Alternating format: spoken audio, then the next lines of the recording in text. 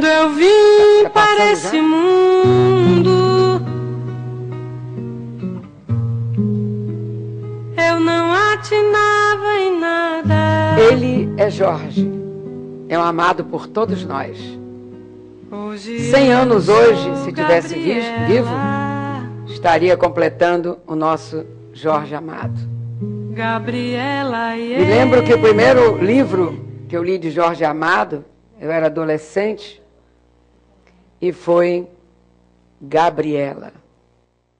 Pois é, um livro grosso.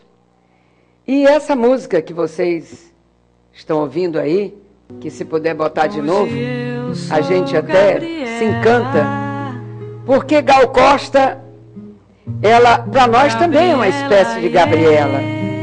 Hoje já é uma senhora, mas quando ela marcou muito com essa música também de Gabriela. Jorge Amado, escritor brasileiro, mais universal do que nunca. Quantidade de livros que foram parar em tantos países que a gente nem pode imaginar, nem conhece a língua, países árabes, da língua dificílima para todos nós, só sinaizinhos. Então, Jorge Amado correu o mundo. Certa ocasião, a pedido de uma grande amiga minha de infância, eu hospedei no meu apartamento, aqui em Salvador, uma americana. E essa americana era uma professora e ela, vários brasileiros, então iam aprender o inglês lá com ela. E quantos americanos vinham para o Brasil, ela era convocada pela universidade para também dar aula para esses americanos. E eu hospedei, e ela veio com 2 filhinhas. Me lembro que as meninas eram pequenas, a minha filha Ilai também era pequena, e nós achamos interessante que enquanto eu saía com essa moça, com essa senhora, as filhas ficavam na minha casa. Adoraram o feijão, o arroz, a comidinha brasileira, a nossa forma de fazer o bife, as batatinhas. E quando chegamos em casa, encontramos a Ilai numa conversa, numa alegria com aquelas meninas. Agora, como se entenderam, eu não sei, porque a Ilai era tão pequena que na época estudava inglês no Peking Blue, que era iniciando, mas se entenderam muito bem. E acontece que essa senhora, ela era especialista em Jorge Amado. Ela ficou maravilhada quando eu levei até a casa de Jorge Amado, quando entrou no mercado modelo. São coisas belíssimas que temos, portanto, para mostrar de Jorge Amado. É o nosso escritor brasileiro mais universal, romancista, que retratou como ninguém a realidade e a alma de todos nós aqui baianos. É a história do cacau, é a história dos coronéis, é a história de Ilhéus, do Bataclan, né? Que muitos dizem que o Bataclan não existiu, mas não importa, todo turista quer chegar em Ilhéus e ir lá para o Bataclan. Pois bem, agora são 100 anos. Ele nasceu no dia 10 de agosto de 1912, na fazenda Auricídia, em Itabuna, no sul da Bahia. Era filho de João Amado de Faria, fazendeiro do cultivo de cacau, um universo que marcaria a sua vida e que está presente em suas obras. Cacau é justamente o título de seu segundo romance, publicado em 1933. 3 anos depois daquele que ele escreveu com 18 anos, que é O País do Carnaval. E isso já fazendo a faculdade de Direito no Rio de Janeiro. Irônico, detalhista, e interessante que Teresa Batista, cansada de guerra, ele inclusive só não nos mostrou uma Teresa Batista faltando um dente na frente, que ele devia achar lindo talvez, porque dizia que ela era linda, escultural, mas não teria um dente. Mas porque a sua querida Gattai, sua mulher, sua companheira, por mais de 50 anos, foi que disse: como, Jorge, você pode deixar essa morena belíssima sem um dente? E assim nós temos a nossa Zélia Gattai aí nos ajudando, porque ela sempre estava presente na vida dele. Ele morreu faltando poucos dias, uma semana, para completar 89 anos. Então, tem 11 anos praticamente que ele nos deixou. Ou tem isso, né? 11 anos que nos deixou. Ele nos deixou no dia 6 de agosto de 2001, e mais deixou também para nós uma obra muito forte, com conteúdo ideológico de denúncia social contra as injustiças de sua época e da sua terra. Foi político, foi um deputado federal, mas teve os seus direitos, foi cassado, passou uns tempos fora do Brasil. Um fenômeno, o nosso Jorge Amado, né? Levou o nome do Brasil além fronteira, é um dos nossos embaixadores que podemos considerar que levou o nome do Brasil e também da nossa Bahia. Quantas pessoas vieram conhecer a Bahia por causa do Jorge Amado? Pois é. Bom, nós assim começamos essa homenagem do dia de hoje. Meus amigos, caindo na real, como diz o jovem, o Ministério da Educação afirmou no início da tarde de ontem que as negociações com os docentes grevistas estão encerradas e que não há qualquer possibilidade de reabertura. Até o final deste mês, o Ministério do Planejamento enviará ao Congresso Nacional, na Lei de Diretrizes Orçamentárias, que é o nosso LDO, a proposta de carreira dos professores das universidades e institutos federais, já apresentadas às entidades representativas dos docentes. E a proposta prevê um reajuste de 25% a 40%. Isso assegura ganhos reais, expressivos, superiores aos portadores de maior titulação, né, e com dedicação exclusiva, o que representa um impacto de 4 bilhões e 200 reais, segundo o Ministério da Educação e Cultura. Ainda de acordo com a pasta, o acordo assinado com a Federação de Sindicato de Professores de Instituições Federais de Ensino Superior, que chama-se PROIFES, não poderá ser emendado ou alterado no Congresso Nacional. E disse que, neste momento, o governo federal negocia o reajuste salarial com os representantes dos servidores técnicos administrativos das universidades e dos institutos federais, Sindicato Nacional dos Servidores da Educação Básica e Profissional, que é o SINASEF, e Federação dos Sindicatos de Trabalhadores das Universidades Brasileiras, que era chamado FASUBRA. Então, o governo está dizendo que não vai mais ter problema, porque resolveu como um todo. Então, eu espero que assim seja, em nome do Pai, do Filho e do Espírito Santo. Mas, meus amigos, eu soube também que ninguém está aguentando o jeito Dilma de ser. Jovens oficiais das 3 armas declinam de convites para integrar a ajudância de ordens da presidente Dilma. Quer dizer, oficiais das 3 armas, Exército, Marinha e Aeronáutica, não estão recusando os convites para integrar como ajudante de ordem da presidente Dilma. Exercer essa função é uma honraria ambicionada, até porque conta pontos preciosos na carreira e pode abrir portas a promoções, inclusive. Mas não é fácil suportar o jeito estúpido de ser da presidente.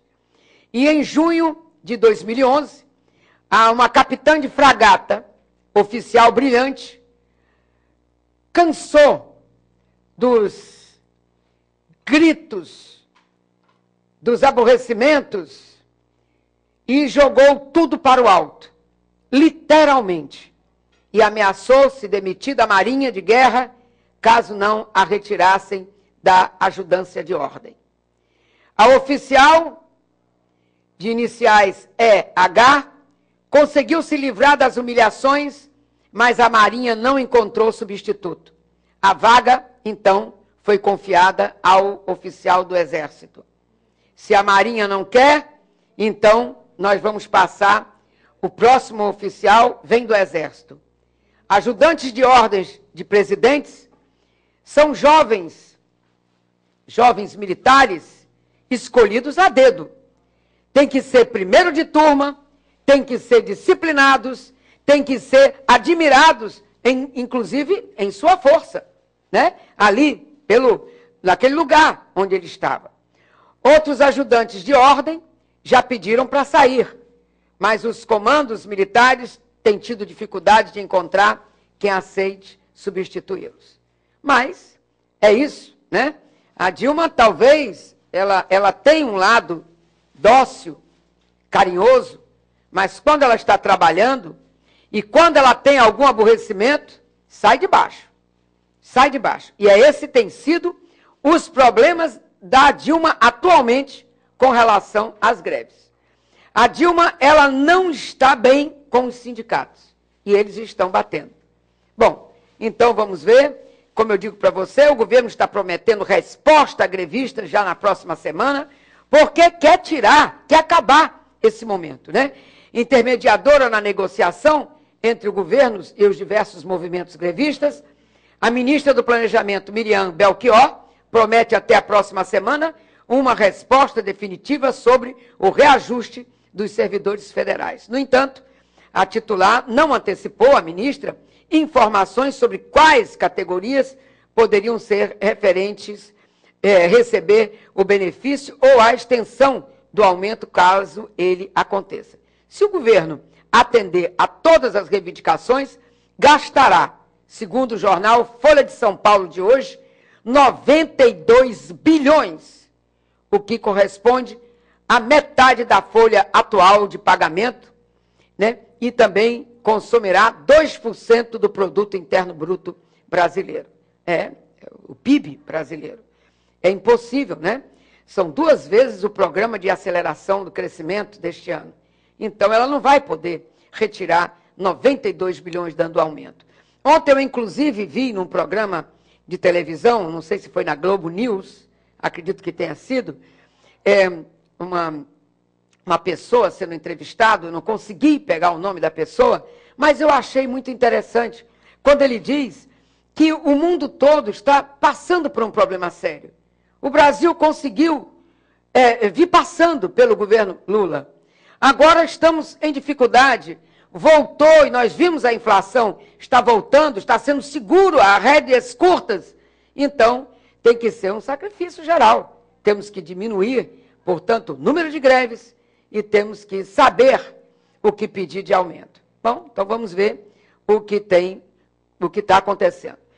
Outra coisa que eu li foi com relação à Polícia Federal, meus amigos.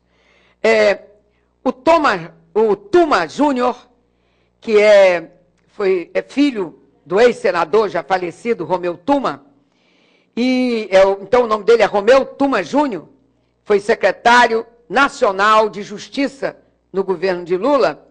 Ele ironizou ontem a ingratidão do governo, como ele chama, em relação à Polícia Federal.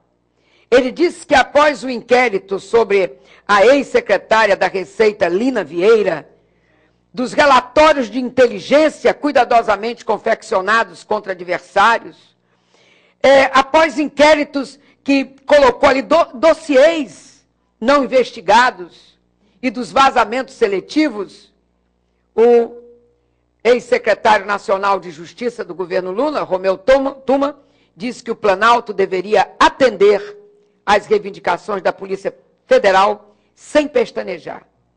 Olha o que ele disse.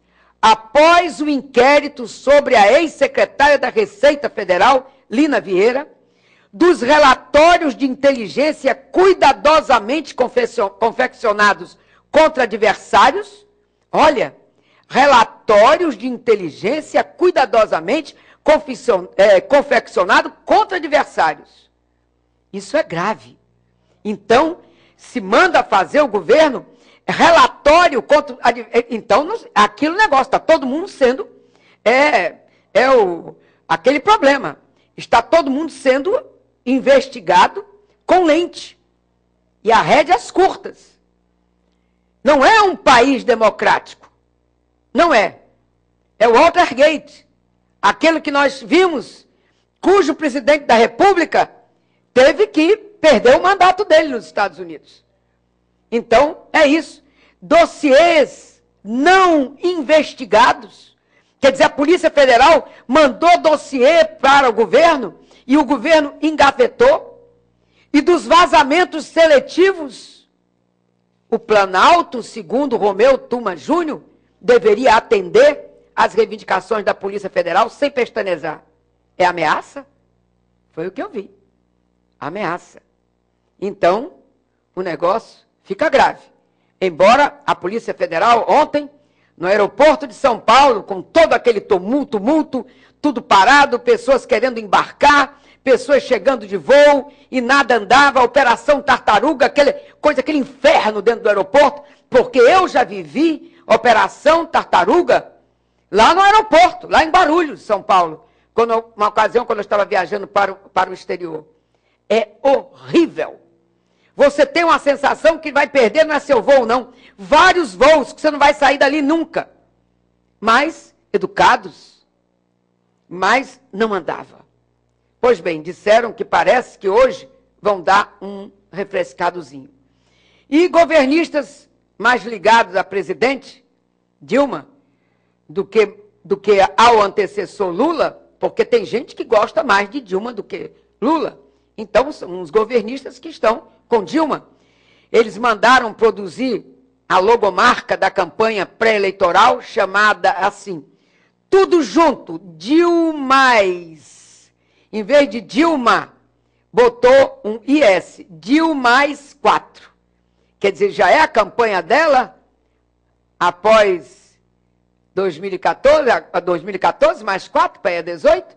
Pois é. A turma, então, pode estar um grupo de Dilma, batendo de frente num grupo que já seria lulista.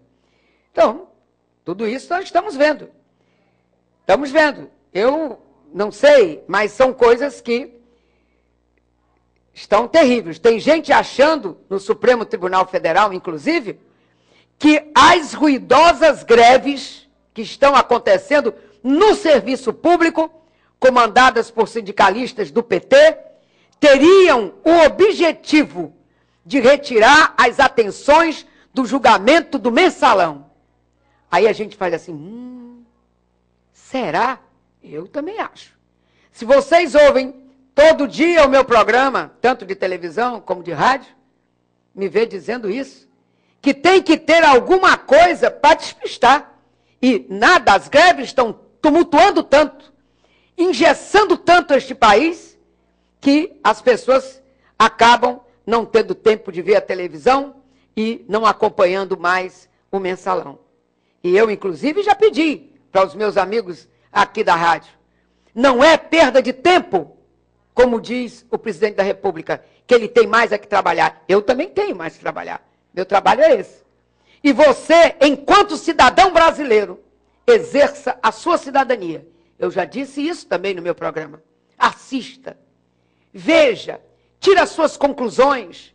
Se favorável ao mensalão ou se contra o mensalão. Mas esteja atento, conhecendo a política, conhecendo os poderes executivo, legislativo e judiciário. E mude, se for o caso, aquelas pessoas que se instalam e não levantam mais daquela cadeira. Isso não é bom para o Brasil. Hoje é o 7º dia do julgamento do mensalão. E a grande esperança dos advogados é que os clientes ressuscitem e subam aos céus. Mas não sei qual é o céus. Não sei o céu que ele quer. Porque o meu céu é um céu sublime. De homens de mãos limpas e coração puro. Os ministros do Supremo Tribunal Federal ficaram indignados com o que eles chamam de catimba. Eles mesmos estão dizendo lá. Esse foi o termo usado dos advogados de defesa no processo do Mensalão, que reclamaram da saída da ministra Carmen Lúcia antes do término da sessão da terça-feira, dia 7. A ministra explicou que teria que sair mais cedo porque, como presidente do Tribunal Superior Eleitoral, ela acumula as duas funções, teria que preparar a pauta de julgamentos daquele dia. A ministra foi colocada por Lula no poder. Ela é uma mulher séria. Ninguém pode dizer, se fosse ao contrário, iriam dizer que ela estava ajudando alguém do Mensalão. Mas ela ouviu até onde teria que ouvir, mas ela também é presidente do Superior Tribunal Eleitoral. Tribunal Superior Eleitoral. Então, ela tem a função também lá. Ela não é onipresente, ela não pode estar duas vezes ao mesmo tempo no mesmo lugar. Você estudou física? Tem a lei da impenetrabilidade universal. Nenhum corpo pode ocupar ao mesmo tempo o mesmo lugar no espaço. A lei da impenetrabilidade. Estudou física? Está aí. Nós não podemos. Ela não pode ocupar ao mesmo tempo o mesmo lugar no espaço. Então, é isso. Com a saída da ministra, advogados catimbeiros, como eles dizem, queriam interromper o julgamento, mas era outra tentativa de manobra protelatória. Infelizmente é assim. E o ministro, Marco Aurélio Mello, já anunciou que não irá à sessão de hoje. Então a pergunta dos ministros é: os catimbeiros desafiarão o ministro Marco Aurélio Mello? Porque ele disse que não vai. As razões, ele é que sabe. Se isso vai prejudicar alguma coisa, eu não sei. E nem pelo fato dele estar presente, não significa que ele não estaria tomando conhecimento de todas as coisas. Muito bem.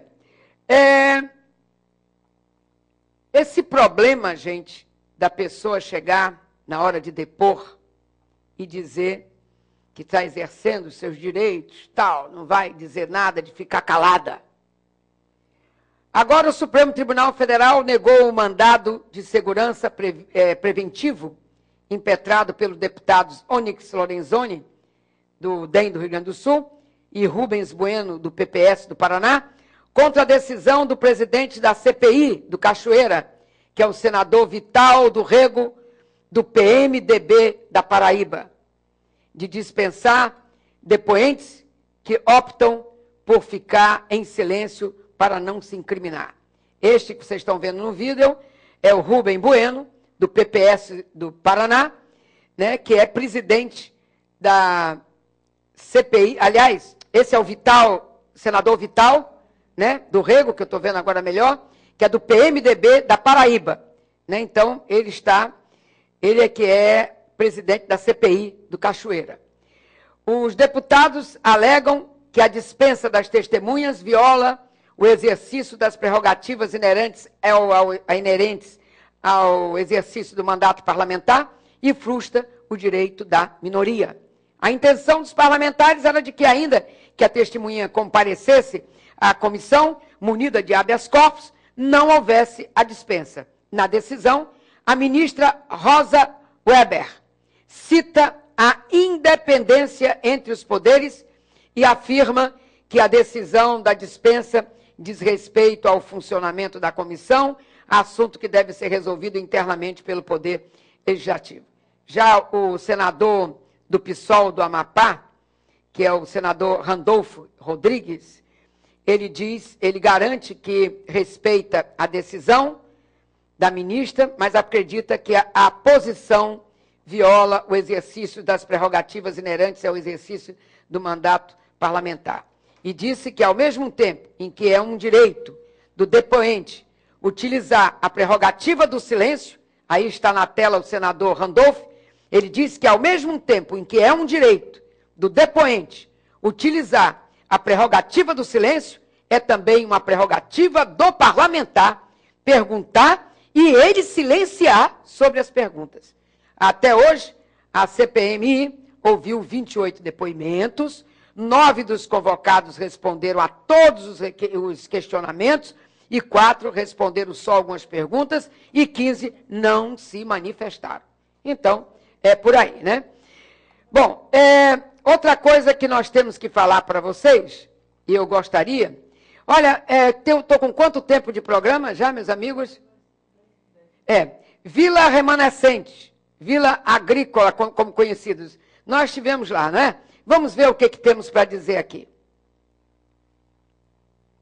A Vila Remanescente de Camaçari, também conhecida como Vila Agrícola, apresenta uma bela paisagem natural.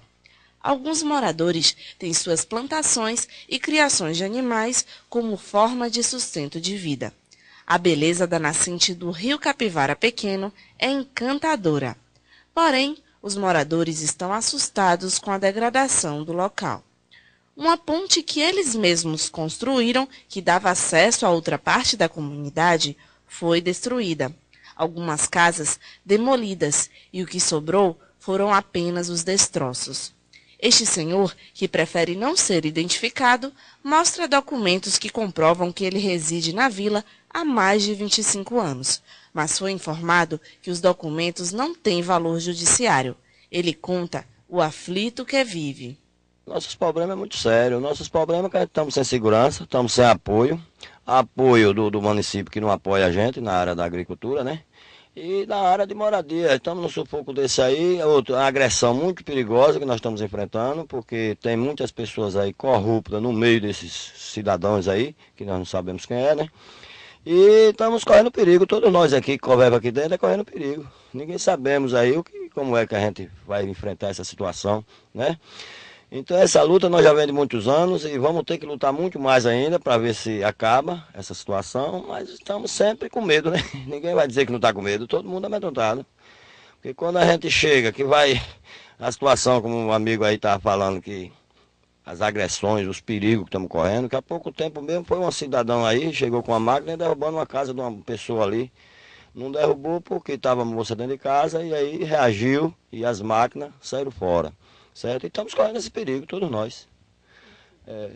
Não tem outras atenções, não posso chegar a explicar, acusar ninguém, que eu não tenho provas, certo? Para acusar. Agora que é uma situação que vem difícil, há muitos anos, eu como uma pessoa que já participei de alguns movimentos dentro dessas áreas, há mais ou menos de 2009 para cá, é só problema na vida da gente. E algumas pessoas que amedrontou correram, né? Correram com medo. E nós estamos enfrentando e vamos enfrentar até o final. Os moradores vivem assustados, com receio de saírem e, quando retornarem, não encontrarem mais suas casas inteiras. É isso aí, viu? Problema de terra. Terra. O pessoal está querendo ser assentado, está querendo ter aqui seu canto, e o governo não legaliza, né? Então, está aí correndo risco de vida. Responsabilizar quem, hein? Porque seu prefeito ele tem uma casa simpática, uma área muito bem, mas toda legalizada, né? Ali perto de Arembepe, ali nos coqueiros, né? De Arembepe. É Dia dos Pais. Que beleza, papai. Tamara, o que está dizendo aí a turma? O Dia dos Pais é uma data para comemorar e agradecer aos pais, e é celebrada todos os anos no segundo domingo de agosto.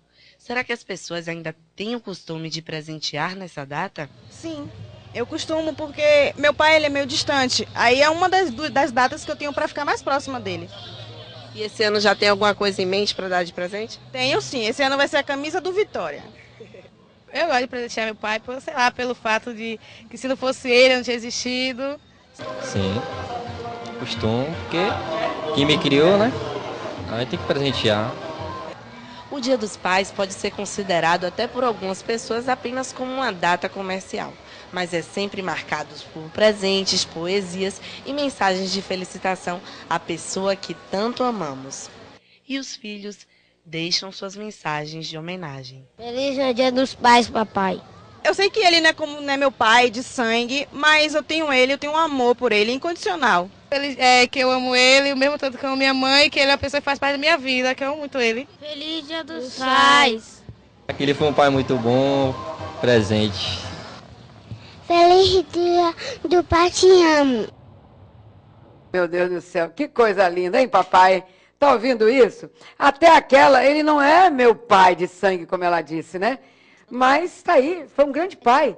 Quando a gente vê tantas mães que casam de novo, arranjam um companheiro e o camarada vai, maltrata a menina, usa a menina. Está aí uma menina, uma moça, elogiando aquele que a criou. Você, hein? Merece um beijo, menina. E vocês todos pelo amor que vocês têm a seus pais, né? Vamos comprar, não importa o tamanho, o preço do presente. É a forma carinhosa com que você oferece ao seu pai, né? Mas, meus amigos, pela minha última parte aqui, porque depois nós vamos ver uma entrevista com o cantor Júnior Poeta, eu quero dizer sobre a deputada Luísa Maia. Ela corre risco de perder mandato. Na minha opinião, sim. A deputada estadual e primeira-dama de Camaçari corre o risco de perder o mandato caso o Tribunal Superior Eleitoral julgue procedente a representação contra a parlamentar por abuso de poder econômico e político durante as eleições de 2010, pleito que a conduziu à Assembleia Legislativa da Bahia. O processo corre em segunda instância, já que o Tribunal Regional Eleitoral julgou improcedente, em março deste ano, a ação contra a petista. No processo impetrado pela coligação, a Bahia Quer Paz, a Bahia Quer Mais, composta à época pelo PTC, PTN e PTB, Luísa Maia, ela é acusada de utilizar a Casa do Trabalho, espaço administrado pela Secretaria de Desenvolvimento Econômico de Camaçari, SEDES, para promover a sua candidatura. A deputada era vereadora e, na época, era presidente da Câmara Municipal de Camaçari, era presidente do Legislativo camaçariense. Ficou de 2007 a 2010, ano em que pediu licença para disputar uma das cadeiras na Assembleia Legislativa da Bahia. A vice-procuradora-geral eleitoral do Ministério Público Federal, Sandra Corrô, ela emitiu, no último dia 1º de agosto, parecer favorável à cassação do mandato da parlamentar, já que teria reconhecido a prática de crime eleitoral. O processo encontra-se na mesa do relator, o ministro do TSE, Marcelo Ribeiro, para a deliberação do Pleno da Corte.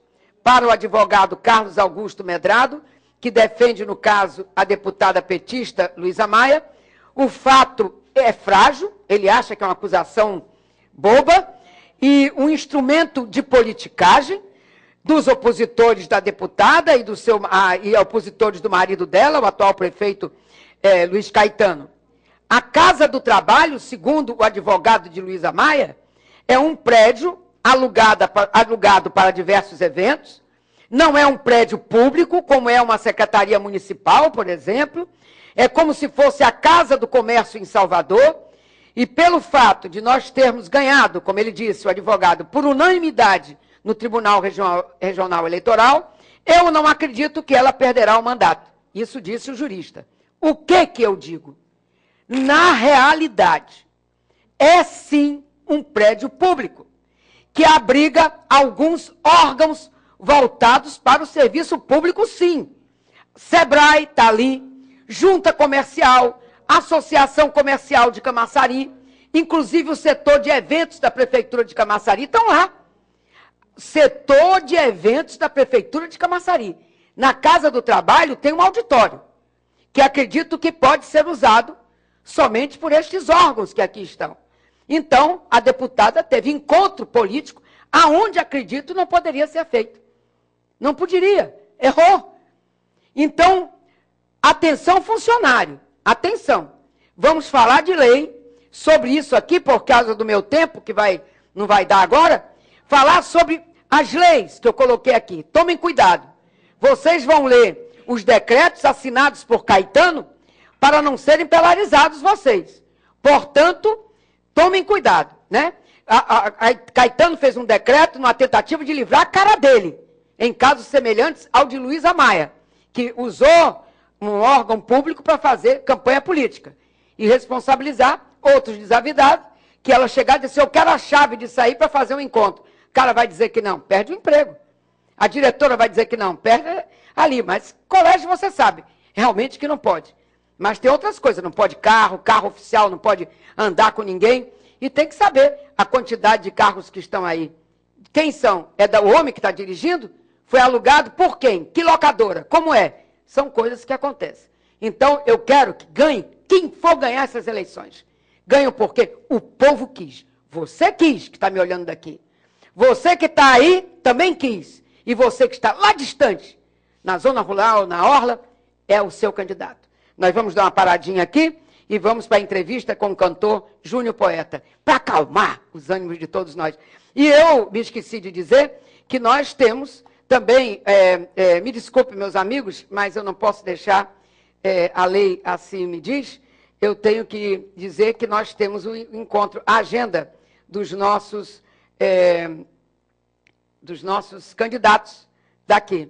E faltou-se dizer, aqui como seria, temos a agenda do candidato do PSOL, Haroldo da Loteria, que ele estará caminhada na Glebacê, às 4h30 da tarde. Ademar Delgado, 10 horas ele visitou o Cristo Redentor, inauguração do comitê do candidato a vereador dele, e terá também, vai ter uma caminhada em Arembepe, e shopping de Chapéu, concentração às 4 horas da tarde, Fonte das Águas, em frente à antiga vaca mecânica, também em Arembepe, é uma ação aqui, outra ação na Orla, e às 6 horas da tarde, inauguração do comitê da Orla, do candidato a vereador Otaviano Maia, inauguração do comitê da candidata a vereadora Creonice, inauguração da candidata, candidato a outros vereadores e vai embora. Então, outra coisa também, o PTN de Maurício, às 9 horas ao meio-dia, Barra da Pojuca, ele teve lá no posto, na Orla, às 5 horas da tarde, na Inocop, lá na farmácia, na Inocop, às 7 horas, na Gleba A, lançamento de uma candidatura, às 8 horas, lançamento de outra candidatura, e o prefeito Zé de Elísio, ele tem, às 7 horas da noite, inauguração do comitê oficial, na Avenida Eixo Urbano Central, em frente à estação ferroviária. 7 horas da noite. Bom, até o próximo programa, entrevista com o cantor, a próxima agora bloco, entrevista com o cantor Júnior Poeta.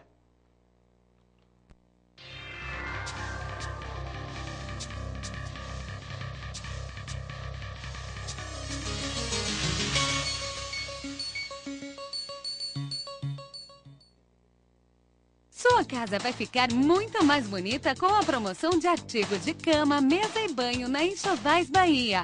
Capas de sofá a partir de R$ 28,90. Edredom casal a partir de R$ 45,90. Capa para almofada a partir de R$ 2,99. Jogo de banheiro com 3 peças a partir de R$ 8,90. Cortina a partir de R$ 16,90. Tapete de sala a partir de R$ 79,90. Jogo de cama 3 peças a partir de R$ 17,99. Colcha bordada a partir de R$ 17,99. Toalha de banho infantil a partir de R$ 14,90. Artigos de cama, mesa e banho em até 6 vezes sem juros. Aceitamos Visa e Master. Avenida Radial A, 55, Centro, Camaçari. Telefone 71 3622 1885.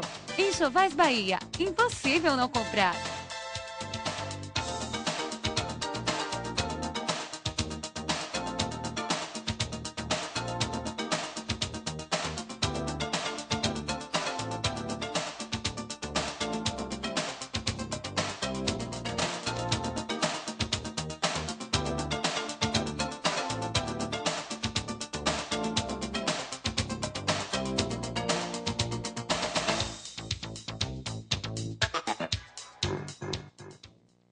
Multisupermercado, onde qualidade e atendimento já é tradição. Lhe oferecemos a cesta básica mais completa e mais barata do mercado. Aproveite nossa terça verde, dia de comprar frutas e verduras com os melhores preços. E a nossa quinta filé, onde você compra a melhor carne da Bahia, também com os melhores preços.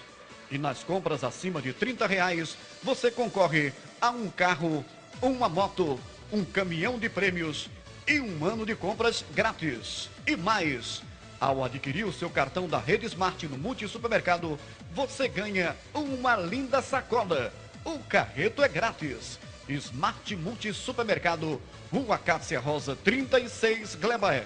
Telefone 36215446. Crescendo com Camaçari. Multisupermercado.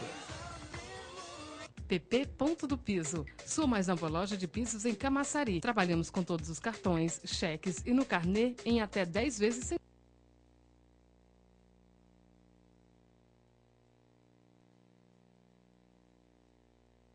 Alô, alô, tá me ouvindo, né, Almir? Estamos de volta com o programa Simara Ellery, hoje aqui com o Júnior Poeta, nosso entrevistado. Sempre nas sextas-feiras estamos com pessoas ligadas à cultura, à música, à arte. E hoje temos aqui Júnior como nosso colaborador. Tudo bom, Júnior? Tudo bem, é uma satisfação estar aqui mais uma vez.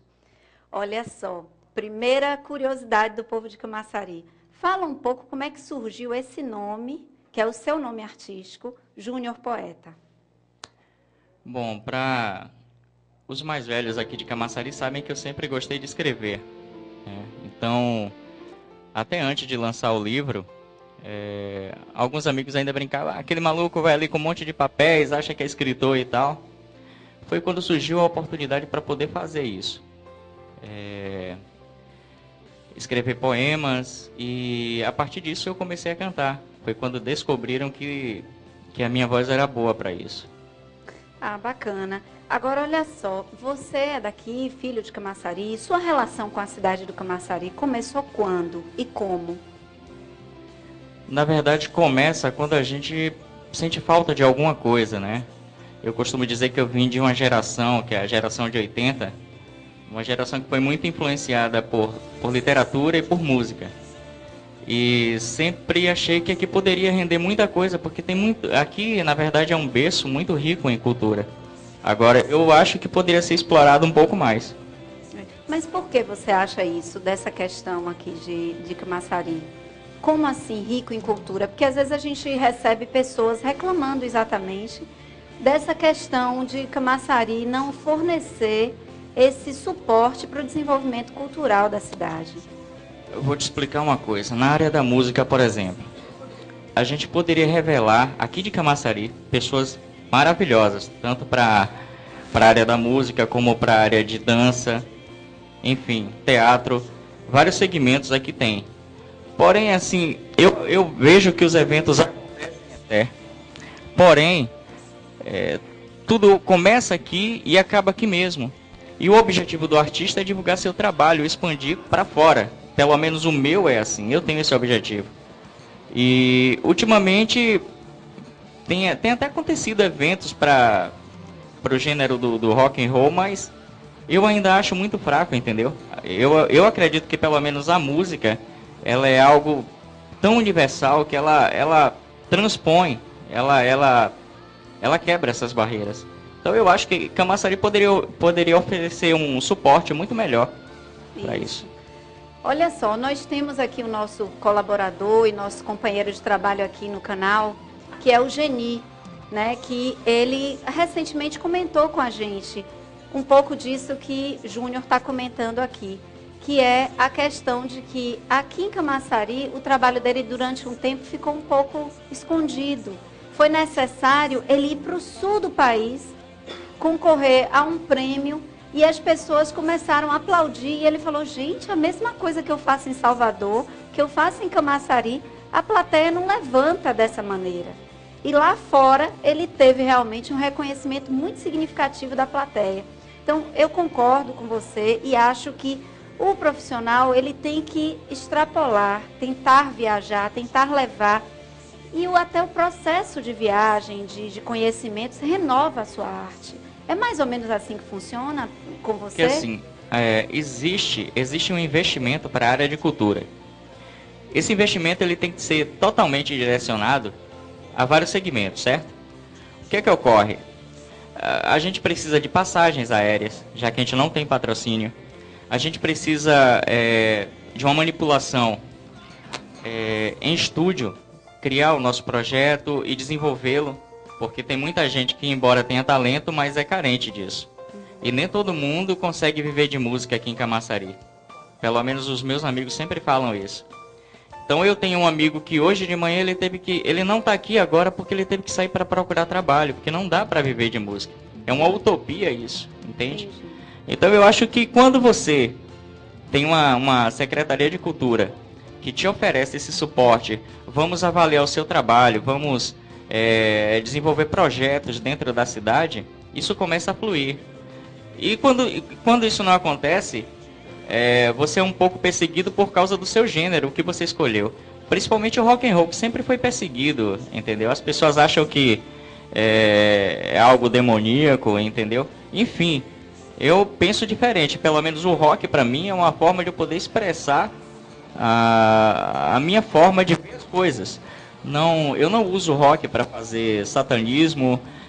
Por exemplo, uma coincidência, eu estou vestido de preto, mas isso não quer fazer referência a nada ruim. Então eu olho por esse lado, entendeu? Entendi. Você considera, Júnior, a sua profissão, né? Eu estou falando da parte poética artística, uma profissão solitária, o ato de criação em si, um ato solitário? Ou você faz isso já de uma forma compartilhada, integrada, com outros elementos da banda, com outras pessoas? Como é que funciona essa forma de criar? Na parte literária, se você pegar a poesia de uma música minha e colocá-la para alguém ler, talvez ela não tenha a mesma expressão quanto tem como música, certo? Primeiro porque é difícil alguém querer ler, entendeu? Isso já é uma cultura do brasileiro. Mas a música, ela já tem essa força, entendeu? Ela já consegue dar essa dinâmica ao que você escreveu. Mas não deixa realmente de ser algo solitário, entendeu? Bem isolado.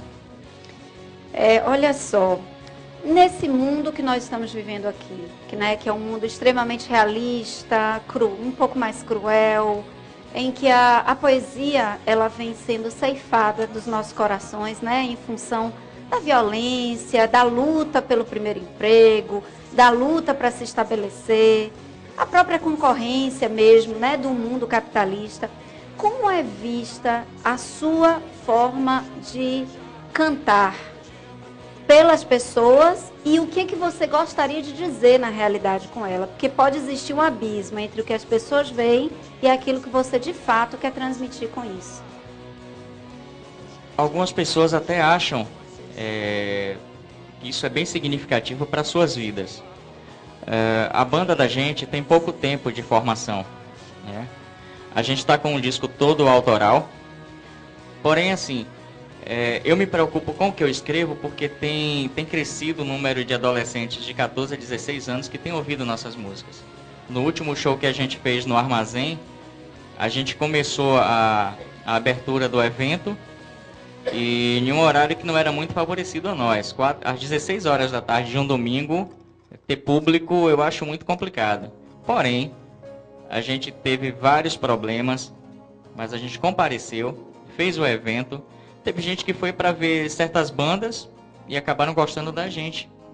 Porque a nossa letra ela faz uma referência a bons modos. A gente não faz discriminação de nada nem de ninguém. A gente não fala de drogas e nem incentiva isso. Então a nossa letra é mais uma iniciativa para fazer com que você sinta-se bem. Não só os jovens, mas os idosos também.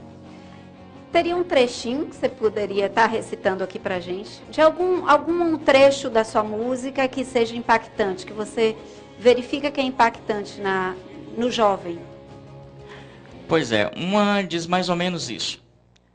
Hoje eu acordei e vou viver. Vou olhar para o sol e aquecer. Cada sonho lindo, o que eu quero é ser feliz. Ou seja, nós buscamos isso o tempo todo. Esperança. Renovação, porque luz do sol é renovação. Queremos um momento de felicidade, queremos o nosso espaço, enfim. A poesia, ela te dá uma oportunidade de seguir vários caminhos no bom sentido. Isso. Outra coisa, você me falou que o disco é todo autoral. Nos dias de hoje, rapaz, isso é uma senhora ousadia, porque a gente vê até grandes nomes tentando se vincular a sucessos de outros, a sucessos passados, para alavancar a sua produção artística. O que fez vocês tomarem essa decisão? O que é mais bonito na banda é que cada um tem o mesmo sentimento. Isso é fundamental para uma banda, ou para um grupo de trabalho, enfim. Isso não deixa de ser importante. Então, o nosso guitarrista, ele é o meu braço direito, o Diego Daire, que não pôde estar aqui. E ele tem um dom incrível de poder criar. E por incrível que pareça, depois que ele foi para o Paraná, uma certa época, a banda deu um tempo e voltou agora, nesse retorno dele. E a gente sempre fez o seguinte, ele sempre harmonizou as músicas, as letras que eu criei, embora ele também faça a parte literária. E isso deu certo, porque para mim, pelo menos, quando eu sou honesto comigo e com o que eu quero criar, eu tenho certeza que começa a surgir uma situação muito boa, tanto na parte literária do som, como na melodia. E vocês dão acesso à internet? As pessoas podem escutar músicas de vocês pela internet? Sim, a gente tem músicas no YouTube, a gente tem músicas agora no site da Melody Box, a gente tem no Facebook. As pessoas que até se interessarem podem acessar lá, simplesmente Diário Urbano, vão achar a nossa página. E a gente vai lá e adiciona. Ok. Vem cá, qual música, trecho de música você recitaria também aqui para nós, rapidamente? Sua. Uma parte muito interessante é quando eu falo de um momento onde eu particularmente passei uma dificuldade, que foi a perda de meu pai, que diz o seguinte: no silêncio do vale, no uivar das montanhas, no abismo sem fim, na garoa incessante, no deserto escaldante eu passei. Pra entender, nada é fácil, eu sei. Vou gritar outra vez, eu sabia muito bem. Eu andei por aí, me perdi por aí, eu chorei por alguém. De joelhos fiquei, minha dor sufoquei, outra vez me ergui, nada é fácil. Poxa, realmente, agora, o que alimenta os seus versos hoje? Você alimenta com observação social, porque às vezes a gente não precisa, o poeta não precisa passar por todos os sofrimentos, sentimentos para poder criar. Ele pode observar e com a sensibilidade do que ele vê no próximo, ele criar. Como funciona com você? É em função assim das suas dores ou do que você observa no social, na vida? Você é um observador, um admirador da vida e daí você cria? Primeira coisa, a minha cidade é uma cidade doente. Ela é carente de muitas coisas aqui. E eu sempre acreditei que sem cultura, você pode ter tudo, emprego, pode ter o melhor salário, você pode ter tudo na sua vida, tudo material. Se você não tiver cultura, você é vazio. Isso é fato, entendeu? Até porque eu tive a oportunidade de usar drogas, sou roqueiro desde criança e nunca tive que usar nada. Eu nunca tive que acreditar em influências ruins para poder gerar o que eu sei fazer hoje. Porém, eu acredito que a gente, por essa vontade de criar, essa necessidade de fazer algo melhor, a gente acaba gerando um trabalho como o da Diário Urbano. E assim como tem muitas pessoas que têm um dom incrível aqui em Camaçari. É um berço artístico aqui. Então, isso viria dos seus sentimentos e também da observação da comunidade. Como é que aqui em Camaçari as pessoas têm aceitado o seu trabalho? Você já falou rapidamente, mas assim, você sente um nível de aceitação muito bom ou você precisa, a semelhança desse artista que eu citei, que foi mais reconhecido fora do que aqui, preciso sair? Você tem essa sensação, preciso sair da cidade para voltar ou você já sente uma boa aceitação? Bom, as pessoas até aceitam. Não tem a oportunidade de poder ver isso na íntegra, entendeu? Agora, o fato é que a nossa cidade talvez só venha nos reconhecer depois que a gente sair, entendeu? E alcançar um status maior lá fora. Porém, o público reconhece isso. Mas eu ainda sinto falta das autoridades políticas em relação à nossa cultura aqui, entendeu? Até porque falaram pra mim uma coisa. A gente tem uma orquestra sinfônica em Camaçari. Tá. Mas eu quero ver essa orquestra sair, eu quero ver o pessoal falar dela lá fora, entendeu? Eu quero que a nossa Secretaria de Cultura revele um músico, que o CD desse músico estoure lá fora, entendeu? É isso que eu quero. Não adianta você criar uma música, não adianta você ser um bom intérprete em todas as áreas, que se você não tivesse suporte lá fora, você não vai, entendeu? Seja realista, entendeu? Porque não vai. Normalmente, o artista ele desenvolve uma visão crítica muito significativa, como eu já falei agora há pouco. Você já citou que considera Camaçari uma cidade doente. O que você cantaria para a cidade de Camaçari agora? Ou, se não quiser cantar, que verso você citaria para a cidade de Camaçari? Eu acho uma música muito interessante. Inclusive, essa música é do tempo da ditadura, porque hoje a gente sabe que dentro da Bahia existe uma ditadura musical. Ou você escuta pagode, ou você escuta rocha, porque a gente tira por outros meios de comunicação, que eu não quero nem citar nomes aqui, que sinceramente dão pouco espaço ao rock. Então uma música que eu acho interessante, acho que muita gente lembra, que ela diz, para não dizer que não falei de flores, acho que é isso. Ela diz mais ou menos o seguinte: caminhando e cantando, seguindo a canção, somos todos iguais, braços dados ou não, nas escolas, nas ruas, campos, construções, caminhando e cantando e seguindo a canção. Vem, vamos embora, que esperar não é saber. Quem sabe faz a hora, não espera acontecer. Vem, vamos embora, que esperar não é saber. E aí vai. Eu queria perguntar mais uma coisa somente para a gente finalizar. Onde que a gente encontra aqui na cidade de Camaçari? E quais os contatos que você pode deixar para as pessoas te localizarem? Bom, hoje o maior meio é a internet, né?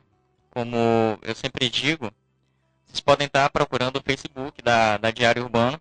A gente está adicionando. A gente não dá só segmento para a nossa banda, a gente indica pessoas. Inclusive eu quero dar os parabéns aqui para Flávio Guerra, que é vocalista dos Ladrões Engravatados. A gente está trazendo agora, dia 25, no Dia Municipal do Rock, o ex-integrante do grupo Ira de São Paulo, o Nazi, ele vai estar aqui. E onde a gente vai fazer um show muito importante para a história de Camaçari, entendeu? Eu quero também deixar claro aqui o seguinte: eu não estou aqui para queimar governo de ninguém, né? Eu estou aqui até dando uma oportunidade para vocês acordarem e olharem um pouco mais para nós. A gente precisa disso. Bom, é isso. Estamos finalizando o programa Simara Ellery.